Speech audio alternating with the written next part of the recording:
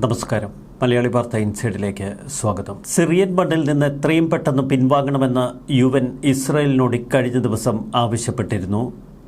France ഉൾപ്പെടെയുള്ള രാജ്യങ്ങൾ ശക്തമായാണ് ഇസ്രായേലിനോട് പറഞ്ഞത്, സിറിയൻ മണ്ണിൽ നിങ്ങൾ അധിനിവേശം നടത്തരുത്. എന്നാൽ മൗണ്ട് ഹെർമോൺ വിട്ടുകൊടുക്കില്ല എന്ന് ഇസ്രായേൽ വ്യക്തമാക്കുന്നു. IDFനോട് മൗണ്ട് ഹെർമോണിൽ തുടരാൻ ഇസ്രായേൽ പ്രതിരോധ മന്ത്രി ഇസ്രായേൽ കാറ്റ്സ് ആവശ്യപ്പെട്ടു കഴിഞ്ഞു. സിറിയൻ സ്വേച്ഛാധിപതി ബാഷർ അൽ അസദ് പുറത്താക്കപ്പെട്ടതിനെ തുടർന്ന് അതിർത്തി പ്രദേശം തെറ്റായ കൈകളിൽ വീഴുന്നത് തടയാൻ ഇസ്രായേൽ ലക്ഷ്യമിടുന്നു. അതുകൊണ്ട് തങ്ങളുടെ സൈന്യത്തോട് മൗണ്ട് ഹെർമോണിൽ തുടരാൻ ആവശ്യപ്പെട്ടുവെന്നാണ് പ്രതിരോധ മന്ത്രി പറയുന്നത്. ഹെർമോൺ പർവ്വതം ഇസ്രായേലിനെ സംബന്ധിച്ച് ഏറെ നിർണായകമായ ഒരു സൈനിക സാന്നിധ്യം വേണ്ട പ്രദേശമാണ്. വളരെ കാലമായി ഇസ്രായേൽ ഈ പ്രദേശം നോട്ടമിട്ടിരുന്നു. സിറിയയിൽ ഏറെ നിർണായകമായ നയതന്ത്ര നീക്കങ്ങളാണ് അമേരിക്ക ഇപ്പോൾ നടത്തുന്നത്. അതുകൊണ്ട് തന്നെ ഇസ്രായേലിൻ്റെ മൗണ്ട് ഹെർമോണിലെ സാന്നിധ്യം അമേരിക്കയും താൽപ്പര്യപ്പെടുന്നു. സിറിയൻ മണ്ണ് യാതൊരു വിധത്തിലും ഇസ്ലാമിക് ജിഹാദികളുടെ കൈകളിൽ ചെന്നുപെടരുത് എന്ന് അമേരിക്കയ്ക്ക് നിശ്ചയമുണ്ട്. ഇസ്ലാമിക് സ്റ്റേറ്റ് ഒരു ഉയർത്തെഴുന്നേൽപ്പിനുള്ള ശ്രമങ്ങൾ തുടരുന്നു. അതുകൊണ്ട് അതീവ ജാഗ്രതയിൽ സിറിയൻ മേഖലയിലെ ഓരോ നീക്കങ്ങളും അമേരിക്ക നോക്കിക്കാണുന്നു. HTSും ഇസ്ലാമിക് സ്റ്റേറ്റിന്റെ പ്രവർത്തനങ്ങളെ ഭയപ്പെടുന്നു. അതുകൊണ്ട് തന്നെ അമേരിക്കൻ ഇടപെടലുകളെ ഇപ്പോൾ തള്ളിപ്പറയാൻ HTSനോ അൽ ജൊലാനിക്കോ കഴിയില്ല. അസദിനെ പുറത്താക്കിയതിനു ശേഷമുള്ള ആദ്യ വെള്ളിയാഴ്ച ഇക്കഴിഞ്ഞ ദിവസമായിരുന്നു. വെള്ളിയാഴ്ച പ്രാർത്ഥനകളൊക്കെ ദമാസ്കസിൽ സമാധാനപരമായി നടന്നു. വിമത നേതാവ് അബൂ മുഹമ്മദ് അൽ ഗുലാനി സിറിയക്കാരോട് പറഞ്ഞത്, അനുഗ്രഹീത വിപ്ലവത്തിന്റെ വിജയമാണ് നമുക്ക് കൈവന്നതെന്ന്. ജനങ്ങളോട് തങ്ങളുടെ സന്തോഷം പ്രകടിപ്പിക്കാൻ തെരുവിലിറങ്ങി ആഹ്ലാദ നൃത്തം ചവിട്ടാൻ അൽ ജൊലാനി പറഞ്ഞു. ശ്രദ്ധേയമായ ചില നീക്കങ്ങളാണ് അൽ ജൊലാനിയുടെ ഭാഗത്തു നിന്ന് ഇപ്പോൾ ഉണ്ടായിരിക്കുന്നത്. ഇസ്ലാമിക് ഹയാത്ത് തഗ്രീഷ് അൽ ഷാം അൽ ഖ്വയ്ദയിൽ നിന്ന് ഉത്ഭവിക്കുകയും പിന്നീട് അതിൽ നിന്ന് വേർപിരിയുകയും ചെയ്ത പ്രസ്ഥാനമാണ്. അസദ് ഭരണകൂടത്തിന്റെ അവശേഷിക്കുന്ന സൈനിക ഉപകരണങ്ങൾ പൂർണ്ണമായി ഇസ്രായേൽ ആക്രമണങ്ങളിലൂടെ തകർത്തെറിഞ്ഞപ്പോൾ അൽ ജൊലാനി നിശബ്ദത പാലിച്ചു. ഇപ്പോഴും സിറിയൻ മണ്ണിൽ ആക്രമണം നടത്തുന്ന ഇസ്രായേലിനോട് അൽ ജൊലാനി ഒന്നും ആവശ്യപ്പെടുന്നുമില്ല. 1974 കരാറിൽ വ്യക്തമാക്കിയ സിറിയൻ ബഫർ സോണിൽ ഇസ്രായേൽ സൈന്യം പ്രവേശിച്ചപ്പോഴും അൽ ജൊലാനി നിശബ്ദനായിരുന്നു. എന്തുകൊണ്ടാണ് HTS നേതാവിൻ്റെ ഈ നിശബ്ദത? അതിനു പിന്നിൽ ഒട്ടനവധി കാരണങ്ങളുണ്ട്.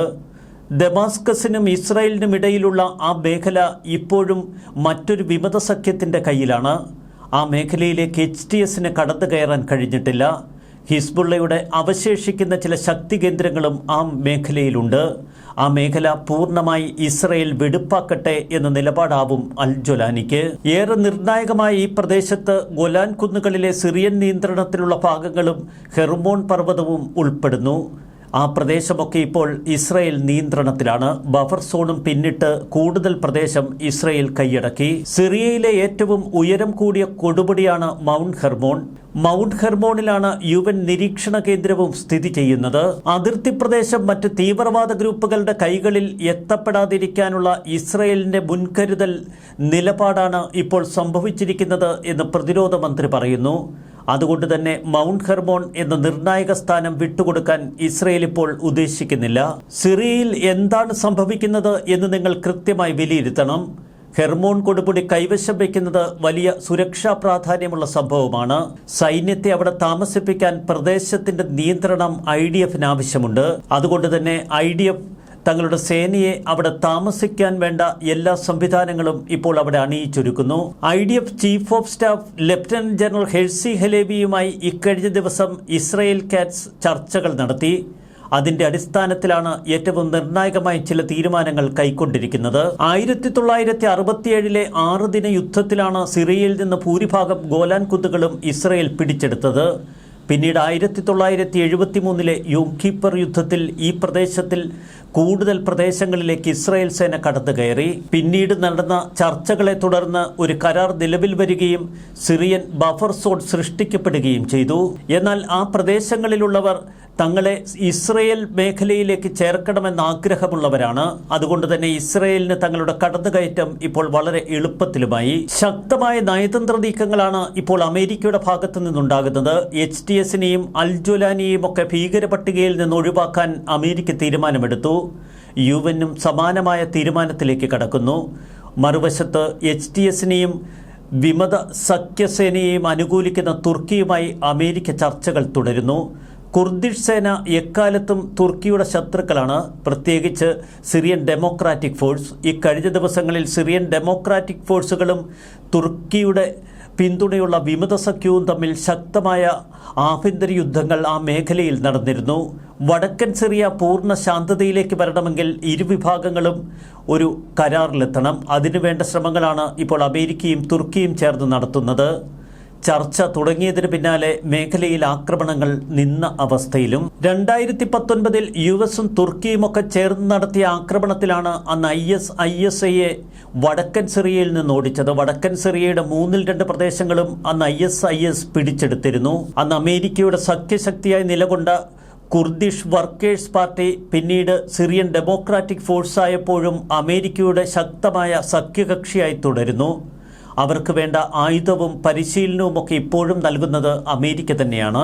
കഴിഞ്ഞ 40 വർഷമായി തുർക്കിക്കെതിരെ പൊരുതുന്ന സിറിയൻ ഡെമോക്രാറ്റിക് ഫോഴ്സിനെയും അതിൻ്റെ ഉപവിഭാഗങ്ങളെയും ഒക്കെ അമേരിക്ക പിന്തുണയ്ക്കുന്നു.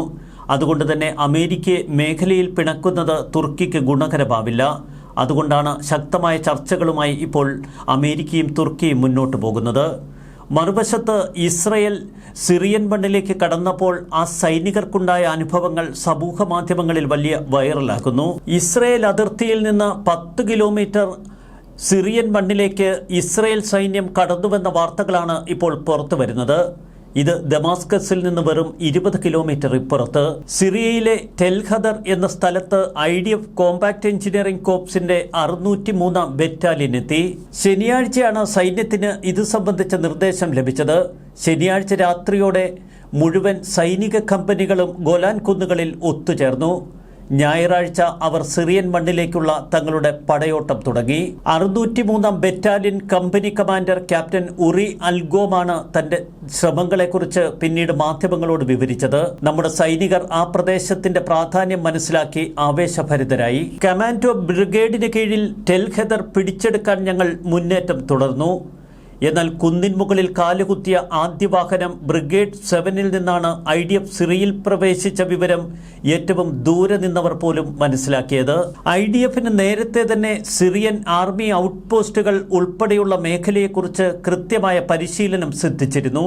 അതുകൊണ്ട് തന്നെ ഇത്തരം മേഖലയിലുള്ള കടന്നുകയറ്റത്തിന് സിറിയൻ പിറ്റാസ് എന്ന വെളിപ്പേരുമുണ്ട്. സമീപകാലങ്ങളിൽ ലെബനനിൽ നിന്നും ഗാസയിൽ നിന്നുമുള്ള ഭീഷണികൾ നേരിട്ടിരുന്ന IDF മുഖ്യമായി ഗോലാൻ കുന്നുകൾക്കപ്പുറത്തേക്ക് സിറിയൻ മേഖലയിലേക്ക് കാര്യമായ നിരീക്ഷണം ഏർപ്പെടുത്തിയിരുന്നു എന്നതല്ലാതെ മറ്റ് മുന്നേറ്റങ്ങളോ ആക്രമണങ്ങൾക്കോ മുതിർന്നിട്ടുമില്ല. പുതിയ സിറിയൻ സാഹചര്യങ്ങളുമായി ബന്ധപ്പെട്ട പഠനങ്ങളും ഇസ്രയേൽ ഈ ദിവസങ്ങളിൽ നടത്തിയിരുന്നില്ല.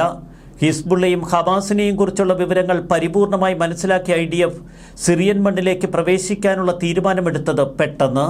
ശത്രുക്കൾ ആരുമില്ല എങ്കിലും ഭൂപ്രദേശം തികഞ്ഞ വെല്ലുവിളികൾ നിറഞ്ഞത്.